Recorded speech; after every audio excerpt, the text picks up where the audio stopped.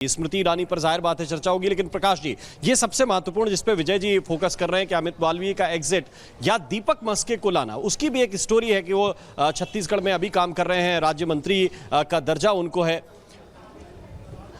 मेरे सहयोगी सुमित इस वक्त जुड़े हुए हैं नितिन नवीन के घर के ठीक बाहर। इस वक्त सुमित मौजूद हैं। सुमित, ये जो सोशल मीडिया वाली बात है जिस पे विजय जी कह रहे थे दीपक मस्के को लाया जाना, उनके साथ साथ 3-4 ऐसे नाम जो साफ तौर पर कोई महाराष्ट्र में अच्छा काम कर रहा है, कोई हरियाणा में अच्छा काम कर रहा है, उनके साथ जोड़ना, इस वक्त जो सबसे बड़ी जरूरत संभवतः बीजेपी की नजर आ रही थी कि अपनी बात को कम्युनिकेट ठीक ढंग से युवाओं के बीच में नहीं कर पा रहे, उसकी बड़ी वजह आपको नजर आती है इस बदलाव के पीछे सुमित?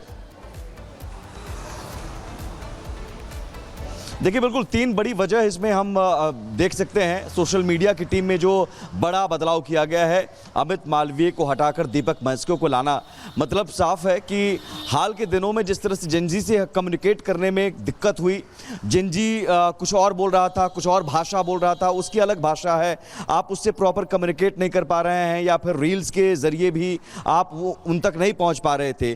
तो ये बहुत ज़रूरी था कि इस सोशल मीडिया के दौर में, इस रील्स के दौर में आपको उस टीम को लाना है जो युवा हो और जो जेनजी की भाषा को समझता हो, जो जेनजी से कनेक्ट कर पाए रील के जरिए या फिर वीडियो के जरिए। इस लिहाज से दीपक मस्के और तमाम जो यूथ हैं, उनके साथ सह संयोजक 4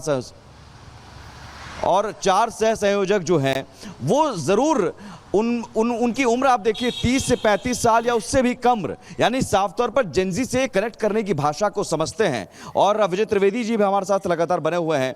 अब विजय जी, सोशल मीडिया को लेकर हम चर्चा कर रहे हैं, लेकिन सवाल यहाँ पर यह है कि एक बड़ी बात उत्तर प्रदेश को लेकर बार बार हम कह रहे थे, उत्तर प्रदेश जो है, क्या उत्तर प्रदेश को 6 चेहरे हम उत्तर प्रदेश के देखें या फिर उसमें कुछ जातिगत समीकरण को देखें या फिर क्षेत्रवार समीकरण को देखें उत्तर प्रदेश के लिहाज से, क्योंकि बड़ा राज्य है और 2027 है। इस टीम पर सबसे बड़ी जिम्मेदारी आने वाले दिनों में और सबसे पहली जिम्मेदारी यही है। सबसे बड़ी जिम्मेदारी है, बल्कि ये नितिन नवीन साहब के लिए भी पहला टेस्ट होगा एक तरह से। हालांकि वेस्ट बंगाल का इलेक्शन भी हो गया, लेकिन वो उससे पहले बने ही थे। तो उत्तर प्रदेश का चुनाव नितिन नवीन साहब के लिए भी बड़ा इम्तिहान होगा। और आपने जितने समीकरण गिनाए हैं, वो सारे समीकरणों का इस्तेमाल उस टीम को बनाने में किया गया है। वो क्षेत्रवार भी, वो जातिवार भी, वो ताकत के हिसाब से भी, वो संगठन के हिसाब से भी, चाहे वो हरीश द्विवेदी हों या और सब लोग हों, तो उन सब चीज़ों को इस्तेमाल किया गया है। और जैसे सुनील बंसल साहब, सुनील बंसल तो महामंत्री हैं, वो उत्तर प्रदेश का पिछला चुनाव भी उन्होंने जिताया था, उसके लगातार प्रभारी रहे हैं। तो वो जो लोग हैं वो भी उसमें मदद करेंगे। स्मृति ईरानी की एंट्री, स्मृति ईरानी उत्तर प्रदेश में भारतीय जनता पार्टी में उन्होंने एक बड़ा काम कर दिया था जो कभी नहीं हुआ था, कि राहुल गांधी को हरा दिया था। हालांकि बाद वाले चुनाव में वो हार गई हैं, लेकिन वो एक बड़ी ताकतवर तौर पर होती है। इसलिए मुझे लगता है कि सारे समीकरणों का इस्तेमाल उसमें किया गया है। लेकिन मसला वही है जिस पर फिर से मैं जोड़ दूंगा कि इस टीम में काफी कुछ लोग जो है हैवी वेट्स हैं, और वो अध्यक्ष जी से ज्यादा हैवी वेट्स हैं। तो हैवी वेट्स के साथ चलना, उस टीम का कोऑर्डिनेशन करना, शायद इसीलिए मुझे लगता है, यदि आपने जो बार बार इस पर जोर दिया है कि बीएल संतोष साहब को नहीं हटाया गया, उन्हें रिटेन किया गया जो संगठन महामंत्री है, क्योंकि बीएल संतोष एक ऐसी कड़ी हो सकते हैं जो इन सब लोगों को एक साथ रख सके और उन पर आदेश दे सके। वो एक मुझे बड़ी बात इसमें लगती है कि ये सारे लोग हैं। एक चेहरा और ऐड कर दें, राम माधव। बीएल संतोष को रिटेन करना और राम माधव जी, राम माधव, मैं कह रहा हूँ ना, राम माधव जैसा इतिहास तो भारतीय जनता पार्टी के इतिहास में नहीं है, हिस्ट्री में नहीं है। मैं बहुत सारे मंत्रियों, आप महामंत्री देख लीजिए, संगठन महामंत्री गोविंदाचार्य है, गोविंदाचार्य जी से बड़ा कोई संगठन महामंत्री नहीं हुआ भारतीय जनता पार्टी में। लेकिन जो उनकी एग्जिट हुई, उसके बाद न संघ में उनकी एंट्री हो पाई और ना ही बीजेपी में री एंट्री हो पाई। रामलाल जी हैं, रामलाल जी की एग्जिट यहाँ से हो गई थी भारतीय जनता पार्टी से, तो उसके बाद उन्हें वापस भारतीय जनता पार्टी में नहीं लिया गया। तो राम माधव तो, उनकी ताकत को मैं जानता हूँ, बहुत लंबे समय से उनको जानता हूँ। वो ओवरसीज पर भी बहुत काम करते हैं, संगठन की भी बड़ी ताकत है। और हैरानी थी कि काफ़ी लंबे समय तक उन्हें बाहर रखा गया। जो 2 बड़े चेहरे जिन पर हैरानी हुई मुझे, राम माधव और स्मृति ईरानी, जो संगठन की बड़ी ताकत हो सकते थे, उनका इस्तेमाल कैसे किया जाए। और ये बड़ी हैरानी हो रही है कि मंत्रिमंडल के फेरबदल से पहले पीयूष गोयल जी को कोषाध्यक्ष बनाना, उनकी एग्जिट, क्या उसको पनिशमेंट के तौर पर देखा जाए कि जो ट्रंप टैरिफ है उसमें कामयाबी भारत सरकार को नहीं मिली। और ठीक है विजय सर, आता हूं मैं आपके पास। और सबसे बड़ी बात यहां पर है कि सभी समीकरणों को साधने के बाद बीजेपी ने अपनी इस नई टीम का ऐलान किया है। अब जरा आपको ग्राफिक्स के जरिए कुछ समझाने की कोशिश करते हैं कि उन बड़े चेहरों पर जरा गौर करते हैं कि आखिर अब जिम्मेदारी जब दी गई है तो उसे निभाने के लिए कितना और मेहनत जो है वो करना पड़ सकता है। ये आप देखिए, विनोद तावड़े जो हैं इनको जिम्मेदारी मिली, सुनील बंसल, इनको कौन नहीं जानता है। पहले हमने देखा किस तरीके से प्राइम मिनिस्टर नरेंद्र मोदी जी का अब सोच देखिए, किस तरीके से अपना टीम बनाते हैं और हर स्टेट, हर रीजन, समाज के अलग अलग वर्ग और तजुर्बे वाले, एक्सपीरियंस और ऊर्जावान नए चेहरा किस तरीके से मिश्रण करके टीम बनाते हैं। तो हम तो हमेशा अपने आप को हम किस्मत वाला इंसान मानते हैं कि मोदी जी के साथ में काम करने का मौका मिल रहा है। बहुत लंबा समय लग गया इस बार। नहीं, वो तो परिस्थिति ऐसा है ना, तो अभी पार्लियामेंट चल रहा था तो बीच में तो अनाउंस नहीं कर सकते थे। अब कैबिनेट रिशफल सर वो तो मुझे मत पूछिए, सवाल ये है। ये सब सवाल हम लोगों को करना नहीं चाहिए। Thank you so much sir, thank you. जी जी, धन्यवाद।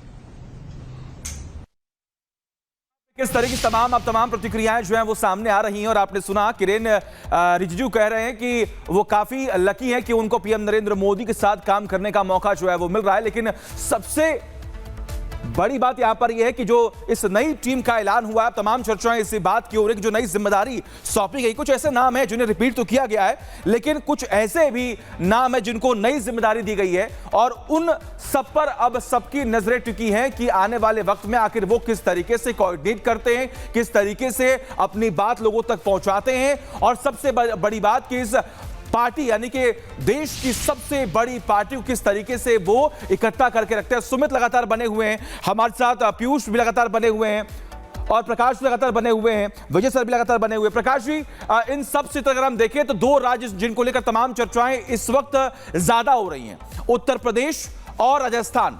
राजस्थान से भी कई ऐसे नेता जिनको बड़ी जिम्मेदारी इस बार सौंपी गई है। जी बिल्कुल, राजस्थान से वसुंधरा राजे सिंधिया को उपाध्यक्ष बनाकर रखा गया है और एक मैसेज देने के लिए विजय जी जैसा कि बता रहे थे, और विजय जी जानते हैं काफ़ी अरसे से भारतीय जनता पार्टी के कार्यकलाप को कैसे काम करती है, तो एक मैसेजिंग का खेल है। लेकिन जहां तक उत्तर प्रदेश की बात है, हरीश द्विवेदी को जो ब्राह्मण चेहरे हैं उनको देकर एक मैसेज दिया गया है।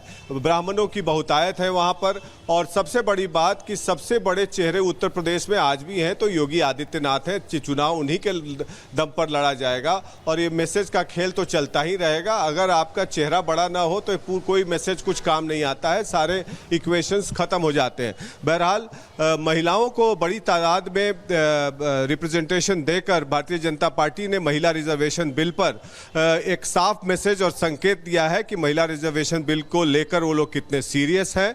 और यूथ और खासकर विजय जी भी जैसा बता रहे थे कि सरप्राइजिंग है पीयूष गोयल का हटना, ट्रेजरर बनना, और अब देखना है कि इसका नेचुरल कोरोलरी जो होगा, नेचुरल फॉलआउट जो होगा कैबिनेट रेजिक पर होगा।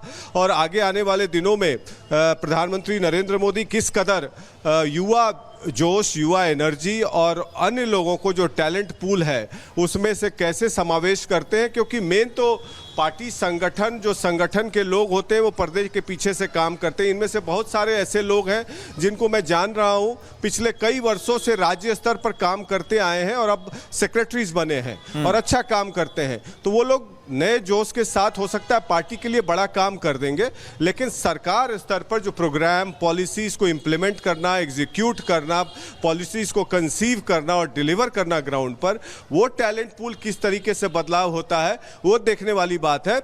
और एक हिंट मिला है कि पीयूष गोयल एक व्यक्ति एक पद के तहत हो सकता है कि पार्टी में ही काम करेंगे और अन्य नए लोग आएंगे और बड़े बड़े मंत्रालय में भी बदलाव दिखे, क्योंकि हाल फिलहाल में जो देखने को मिला जंतर मंतर पर प्रोटेस्ट और पार्लियामेंट में जो स्टेलमेट हुआ, उससे बीजेपी का परसेप्शन बैटल में थोड़ा सा वीक हुआ है। और उस वीकनेस को से उबरने के लिए हो सकता है भारतीय जनता पार्टी और प्रधानमंत्री नरेंद्र मोदी, जो कि स्ट्रॉन्ग मैसेज देने के लिए जाने जाते हैं,